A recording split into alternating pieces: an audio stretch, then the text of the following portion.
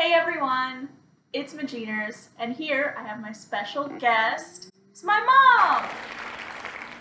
I have a few interviewing questions for mom so that you guys can learn what it's like for a parent with a kid with a disability and any people out there who have a disability to further educate yourselves on her responses.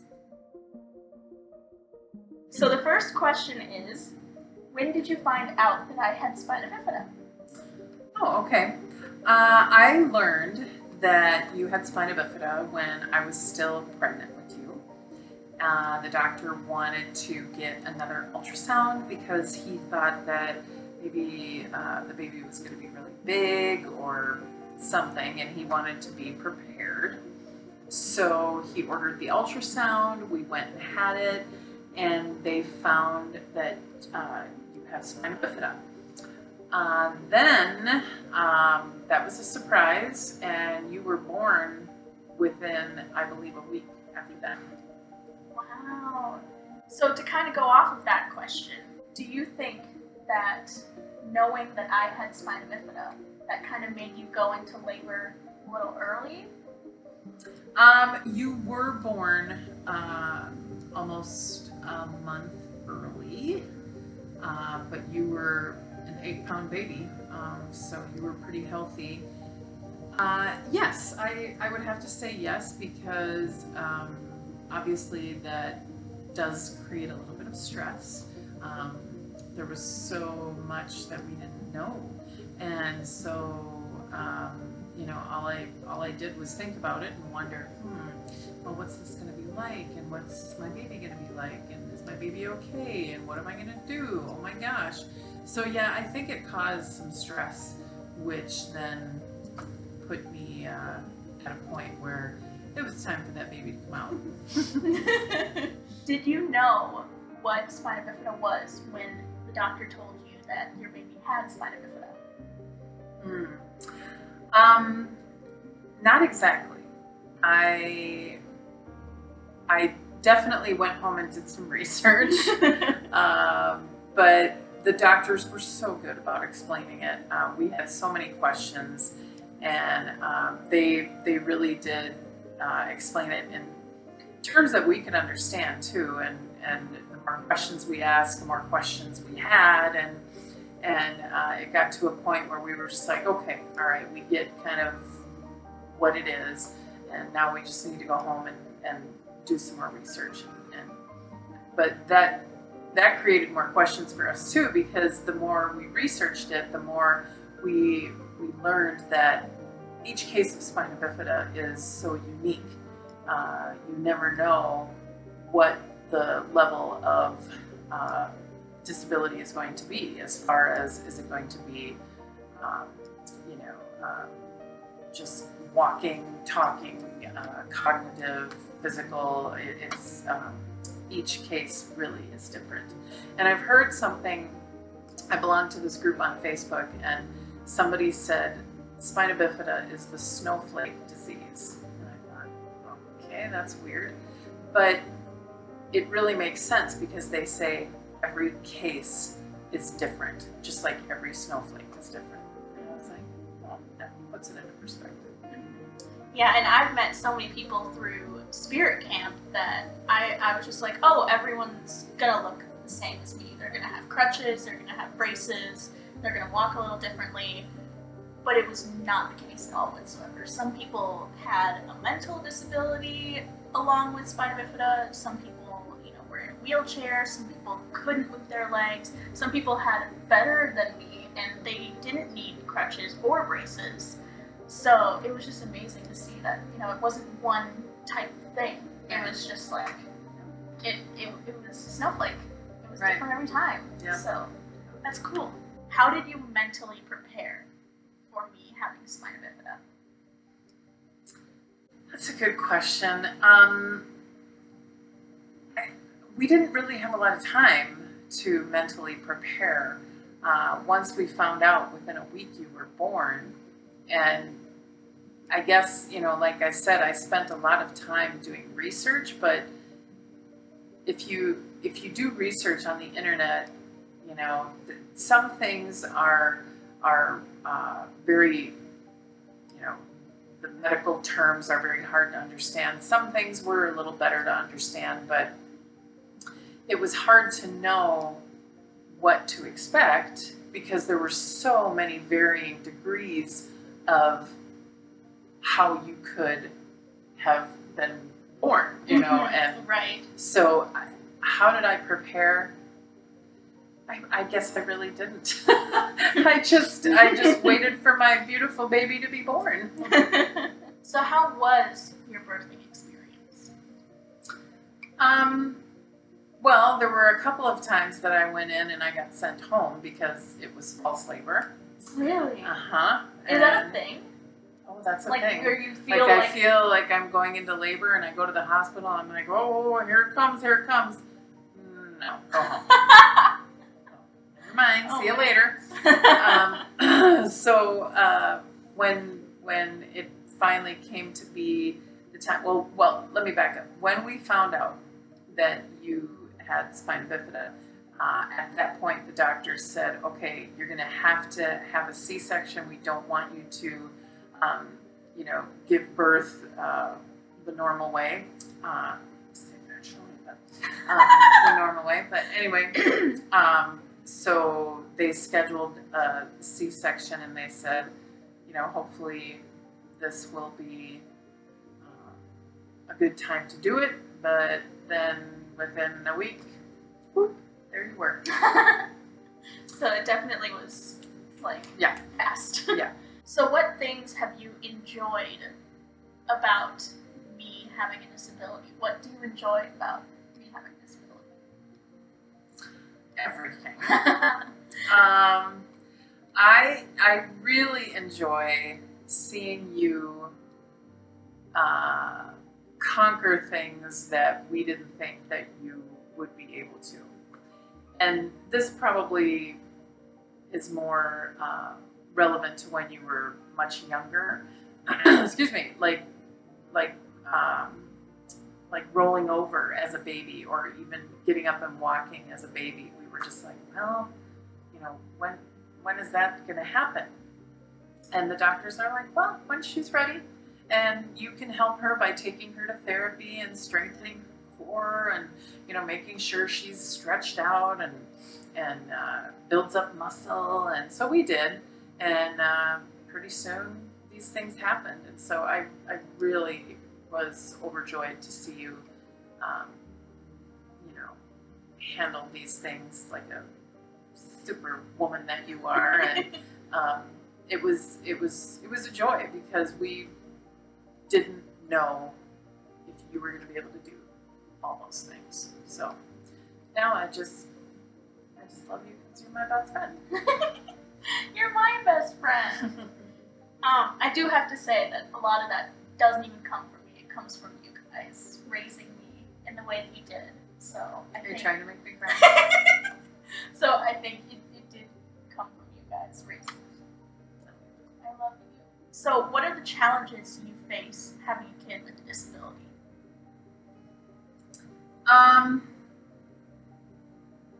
There's a lot of doctor's appointments.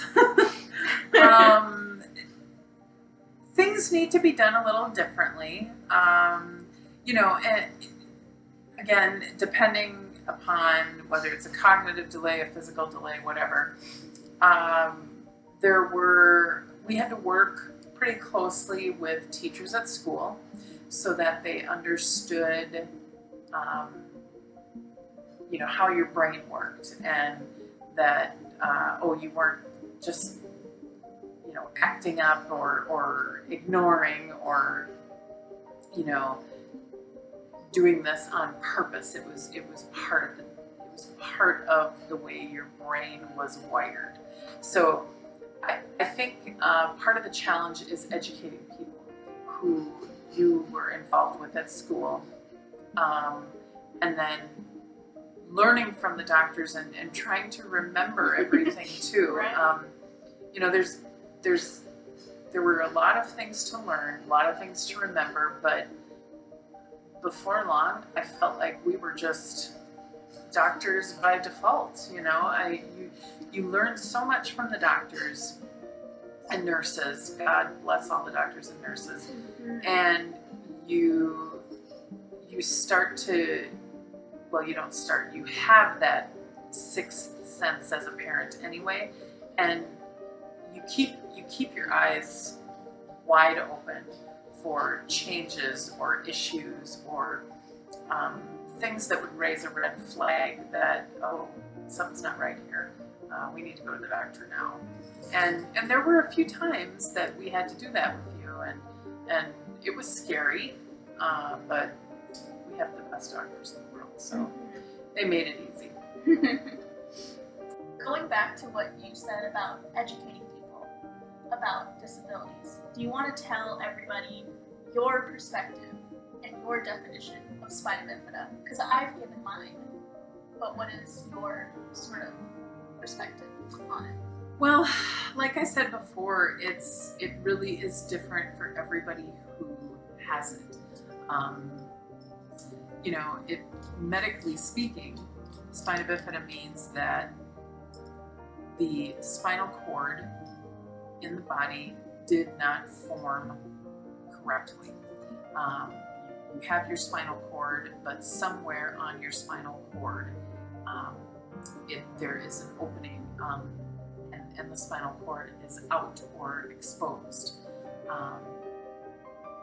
That's bad, and that needs to be repaired right away. So the cool thing about science is that they're always doing research and always making strides and improvements. And when you were born, it was take her, wrap her up, clean her up, and run off to surgery and close up that opening. And that's exactly what they did, which was great. It was a success. But now, and it's not even 20 years later, now they can do surgery while the baby is still in utero, in mommy's tummy. I couldn't even fathom that. Which is just amazing. Amazing. So, and I think it depends on the where the spinal cord is popping out. It depends what level of the spinal cord the opening is, and I'm certainly no doctor, but I think it's fascinating that they continue to do research and they continue to learn more, and that they can even fix the baby while it's still growing in mommy. So to define spina bifida is difficult because it's different for everyone. Right. I totally agree. Next question. What kind of surgeries and procedures do you think have helped me along the way in my disability? Oh my goodness. Well, you've had almost 30, I believe. And that's a lot for someone who's not even 20 years old yet. That's a lot for anybody. I think that the biggest surgery that was the most recovery time was your hip and ankle surgery. And that surgery was when you were about 7 or 8 years old, and they cut you open on each side, each hip, a very long cut, and then also down by your ankles. They broke bones, they moved bones, they worked you over for about 8 hours. That was a really long surgery, but the results were amazing. It really helped your form of how you walked, how your bones grew, and that really helped your gait. Also, you had a surgery to help your the way that you go to the bathroom, and you were having a lot of issues with reflux, and your kidneys were being damaged, so we needed to stop that right now. So that surgery really helped too. And then, your other little surgeries here and there along the way. Most recently, not surgery, but a procedure, Botox, that goes right into your bladder.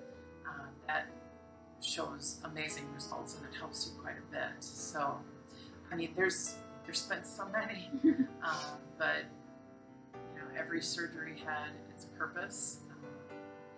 All of them were successes in their own way. Some we had to repeat, like your shunt surgeries, a few times.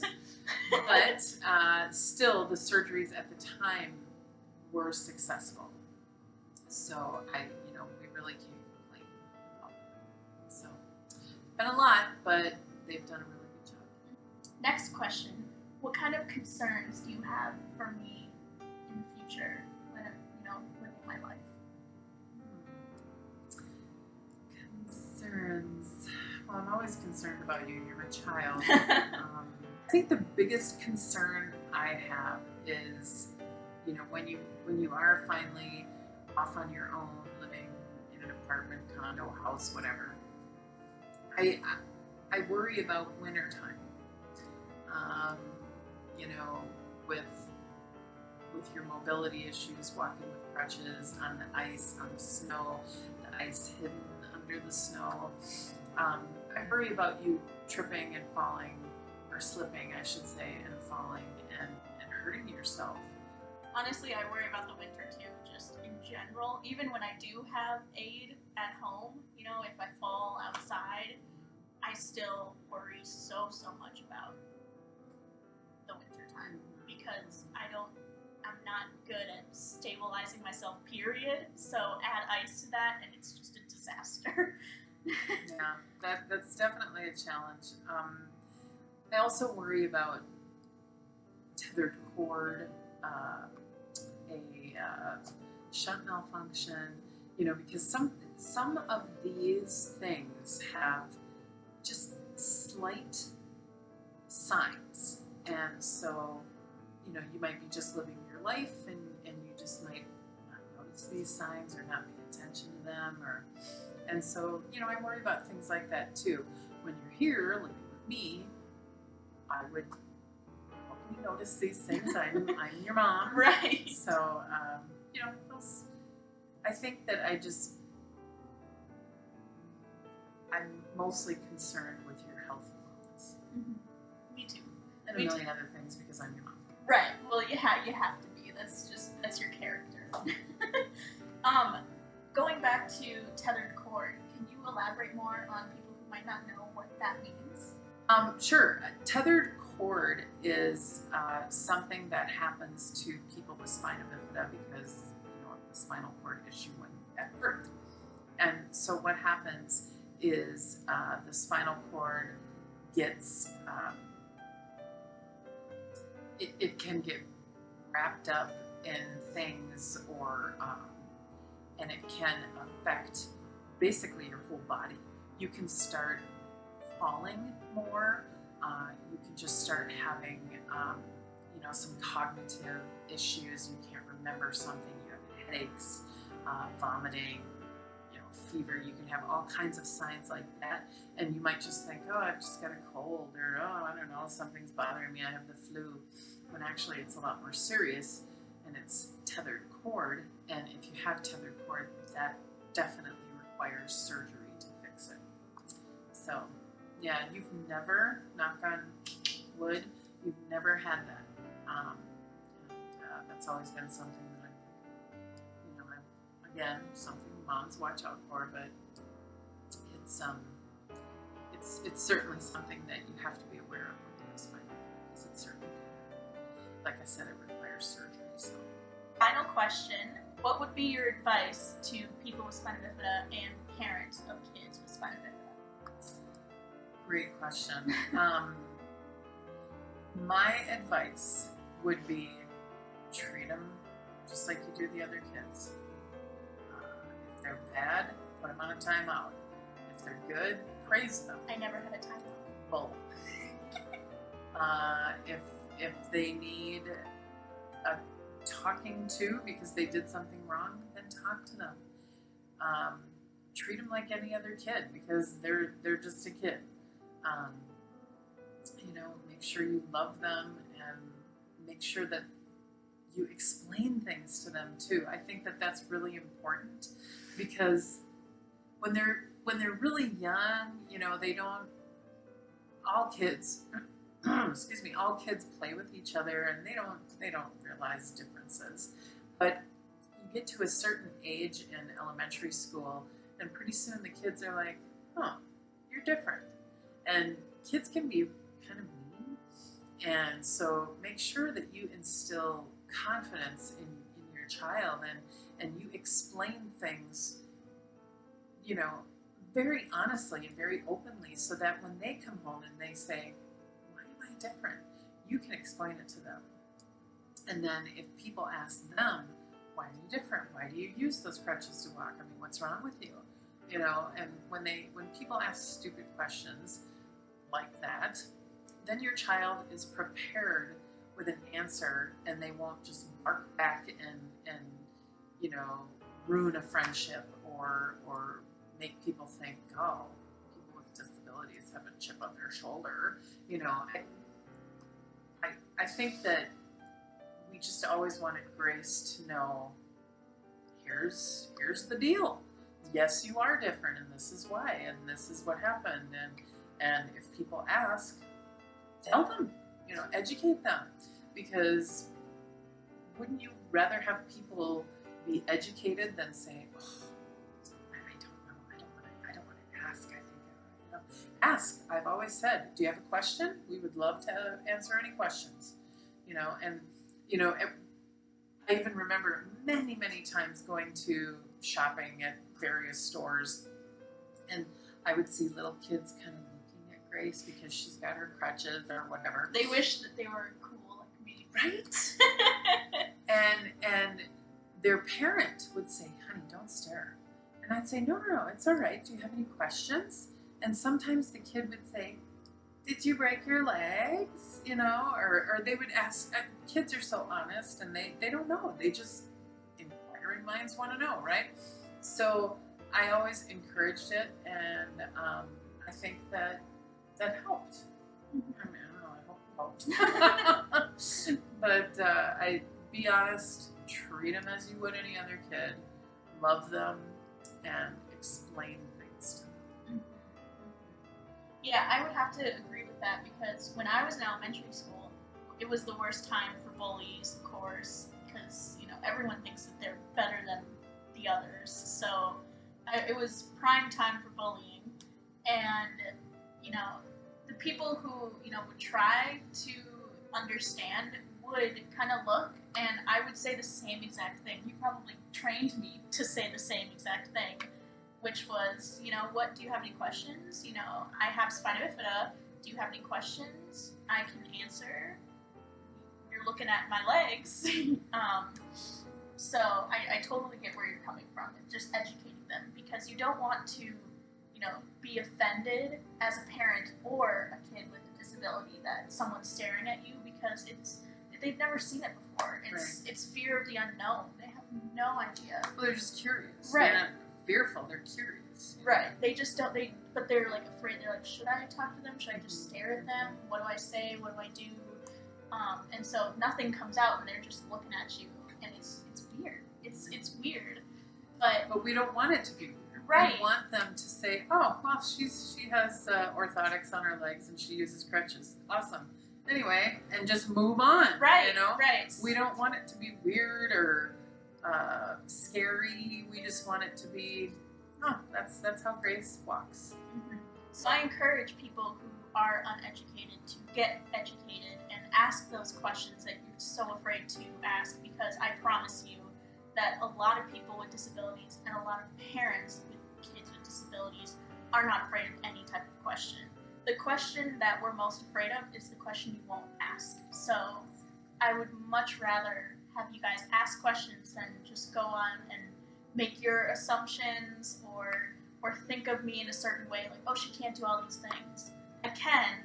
Just ask me. Just ask me. So, well, thank you so much for being here. And any other questions that you guys have, put down in the comment section below, and I will answer them to the best of my ability. And give this video a like. Let me know if you want Mom to be on any future videos. She's lots of fun. And thanks for watching. Stay positive and be kind. Love you guys.